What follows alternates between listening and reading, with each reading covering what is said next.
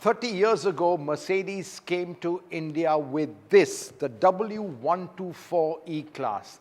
In fact, this very car is the car with which Mercedes launched its India innings.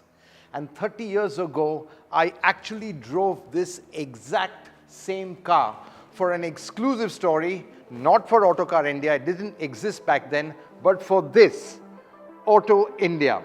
Yes, this was an exclusive cover story, and I am reunited with this car after 30 years, the exact same one.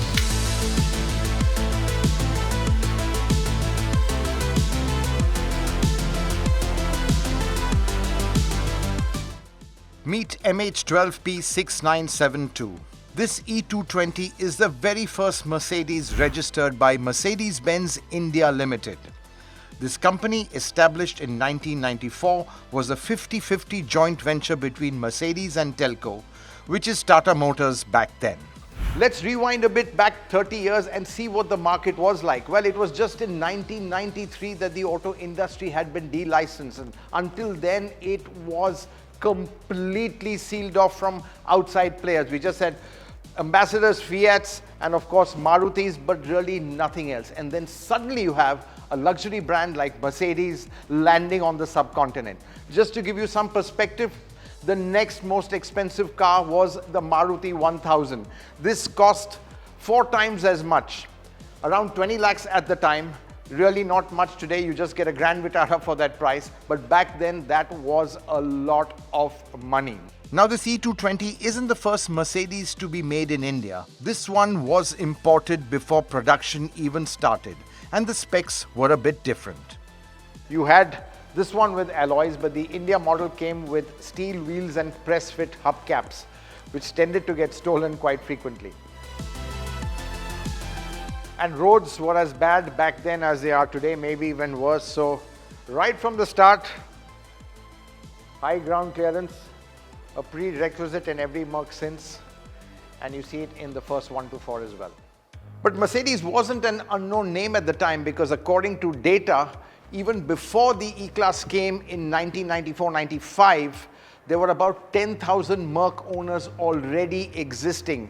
They obviously bought their Mercedes from different sources, could be STC, transfer of resident, and other routes which you could bring in a car at that time. The timing of the W124 launch in India couldn't have been worse. It came exactly when its successor, the W210, was launched internationally. So the W124 immediately became a generation too old. And snobbish luxury car buyers didn't like that. The plan was to sell 7,500 cars in 1996, but Mercedes sold only around 1,800, and in 1997 sales dropped to below 600. Mercedes learned from that mistake and has never looked back. Any new launch in India comes often within a few months of their international launch. But the W124 absolutely epitomized Mercedes' craftsmanship at its finest. It was the last of a generation of Mercs which had this very functional look, this solid look as if it's carved from one big block of steel. Everything was over-engineered. The controls, the buttons, the switches, the way the doors shut had a solid heft to them, and quality reeked from every pore. And of course, for Mercedes owners even back then, the back seat was probably the most important place to be. Let's check it out. Well, after you sit in the latest long wheelbase E-Class coming into the 124, it definitely feels something like a C-Class in terms of space. But quite honestly, the fundamentals of seat comfort, they're still all there. This is still a very, very comfortable seat, and you can imagine 30 years ago, this place must have been an oasis of calm. Now the W124, it was initially launched with a 220 petrol engine and followed with a diesel a couple of months later. Now again, the diesel was the last word in diesel refinement. Remember, there was no common rail technology back then, but compared to the other diesel models on sale, largely agrarian Mahindras and Tata Sumos, the 250D, which Mercedes had launched, was absolutely a luxury on wheels. Now the E-Class, it's really been the backbone of Mercedes range. Well, firstly, it was their first model. It's the best-selling car in the luxury segment, and it really defines what Mercedes-Benz is in India. And on the back of the E-Class, Mercedes-Benz has just grown from strength to strength to emerge at the top as India's #1 luxury automaker, a position it's held on to firmly for many years. In fact, the E-Class is the longest running model in India, period. Nothing comes even close. The closest probably is the Honda City, and that was launched in 1998. In the past 3 decades, Mercedes has come a long, long way. So before we go for a spin in the W124, let's have a quick look at Mercedes' remarkable journey in India. After lessons learned from the W124, in less than 3 years, Mercedes replaced the 124 with the W210 E-Class in 1998. And a facelift followed in 2000, which brought with it something that would change the perception of diesel forever. Common rail diesel technology, first seen in India in the E220D. That same year, Mercedes launched its flagship S-Class, and in 2001, the range was further expanded with the latest C-Class. Having learned that Indian luxury car buyers want the latest and best, Mercedes started launching models in rapid succession, and in 2002 launched the W211 E-Class just 6 months after its global launch. Mercedes kept adding to its portfolio and kept growing. By 2014, the company had produced 50,000 cars on the back of SUVs like the ML Class, which is now the GLE, and the GL, which is now the GLS, that joined the lineup. In the space of just 4 years, the company doubled production to make its landmark 100,000th car in 2018. Today, the company has a portfolio of 24 models, which includes SUVs, sedans, and a wide range of AMGs. But it's the E-Class that has always been the center of gravity for Mercedes, and the company actually took a punt on its bread and butter model by bringing in the long wheelbase E-Class, or the V213, in 2017. The bet paid off, and the long wheelbase E-Class simply ran away with the luxury segment, and even today continues to be Mercedes' best-selling model in India. It's now time to go for a drive in the car that started it all.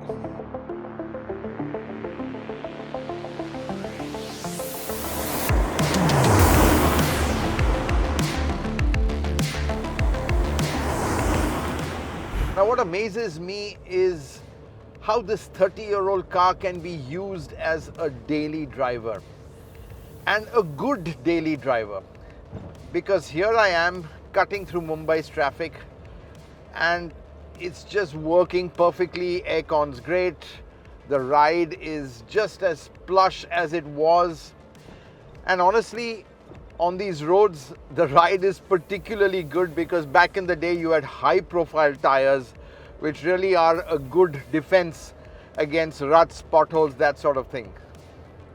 Now this E-Class, this W124 still feels solid 30 years on. There's not a rattle, it still feels very stiff.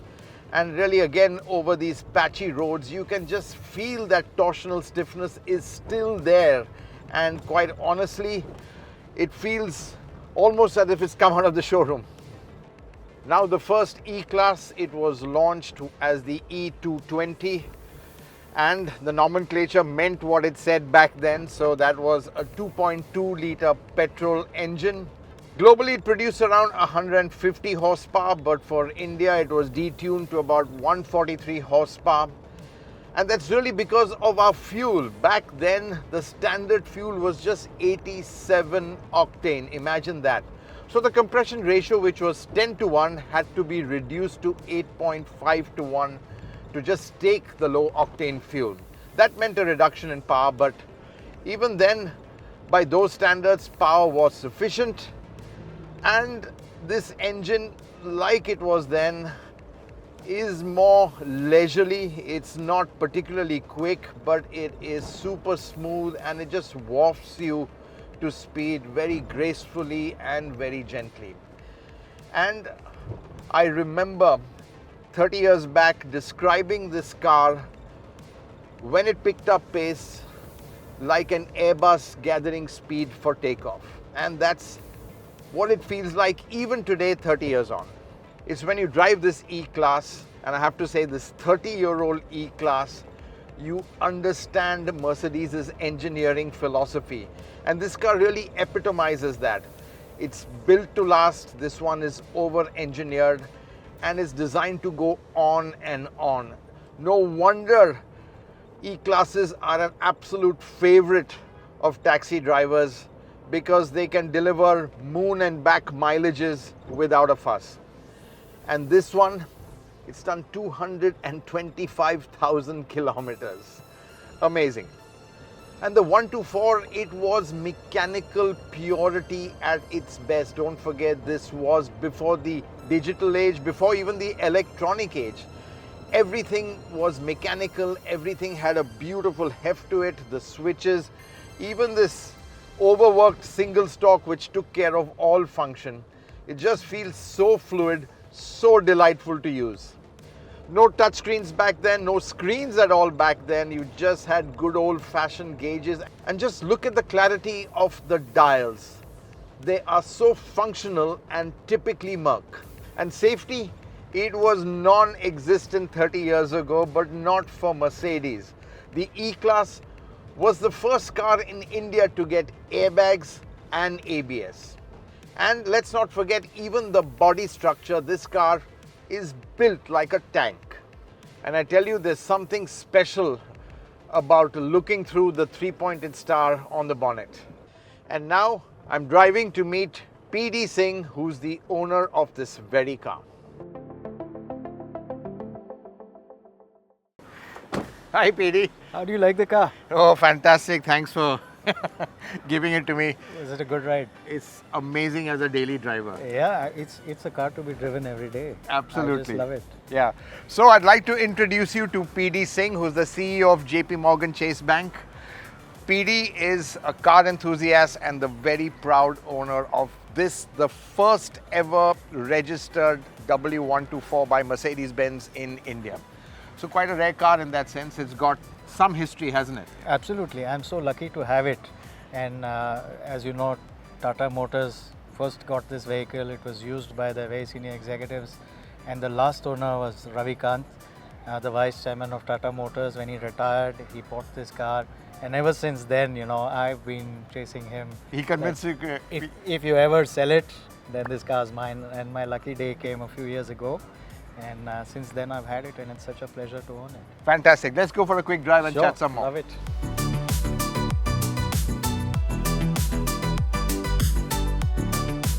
So PD, tell me why the 124?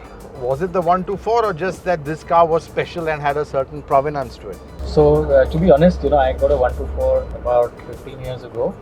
I used it as my daily ride. It was recommended to me as one of the most over-engineered cars of its time. And while the car I bought was quite old and had run quite a bit, it drove like a dream.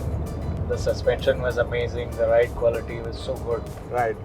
Tell me, PD, where do you drive the car? I mean, how often do you drive it? What's your typical, let's say, use of the car? I would imagine, is it just weekends or more than that? So I had imagined that I would use it only on weekends and go to the club and short distances in South Bombay. But it's so nice and you feel so good driving it. That an early morning drive to office, which is like more than 25 kilometers one way, and the ride back through the traffic in the evening. So I do use it a couple of times a week to go to work. And if I can keep it over the weekend, use it over the weekend, I do that as well. And but it's my third car, and I just use it whenever I want to have more fun. What is your favorite part about owning a 124? It's bulletproof, you know. Rarely does I shouldn't speak too soon, but rarely does anything go wrong. Right. And it just feels like you feel in a nice comfort zone. You feel secure.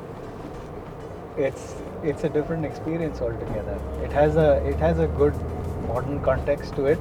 It's not like some of the 123s, etc., are slightly older generation. We do see, this has moved to the next generation. It's really good to see you enjoying your 124, but would you like to fast forward 30 years and drive the latest E-Class? Why not? Of course, I'd love to do that. Okay, we've got one waiting for you. Awesome.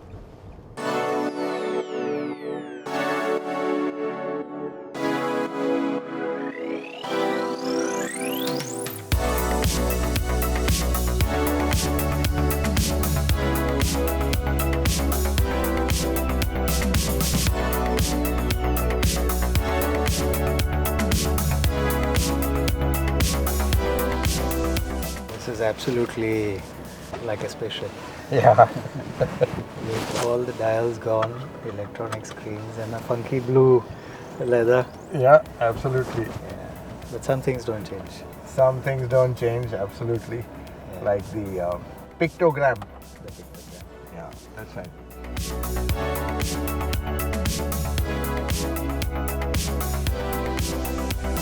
And of course, the electronic brake. Yeah, your foot brake is Otherwise, gone. our foot brake is finally gone. It's absolutely brilliant. Lovely drive quality. Handling is fantastic. Yeah, I miss the dials. Yeah. Though you can configure the display to give you multiple. It should have a 1-4 button. Yeah.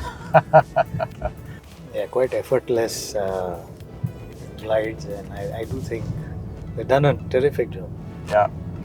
Is it adapted for Indian conditions, or is it? Yeah, it is. It is. They raise the ride height to a certain extent, Yeah. and the suspension is tweaked. I think it has the same snug, secure feeling, Yeah. and does feel like it has the same punch. And if you look at the ports, going back to the round ports rather than the square ones. Yeah. Also, some of the other stuff is quite probably retro.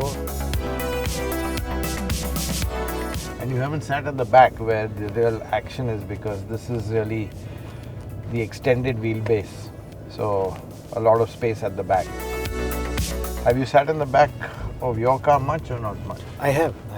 Right. I have. And in fact, because of the spring in the rear seat, Yeah. I think it's the most comfortable place to be. The other difference is I think that car is quite contemporary in the sense that it has a timeless shape and design. Yeah. Yeah, design languages do evolve over generations. Well, we are back at the Taj Lands End, which is our adda for all things automotive in Mumbai. It's a great location. Great. So Thank you. we've come to the end. That's wonderful. Hope you enjoyed it. I loved it. 30 years later, an E-Class is still an E-Class.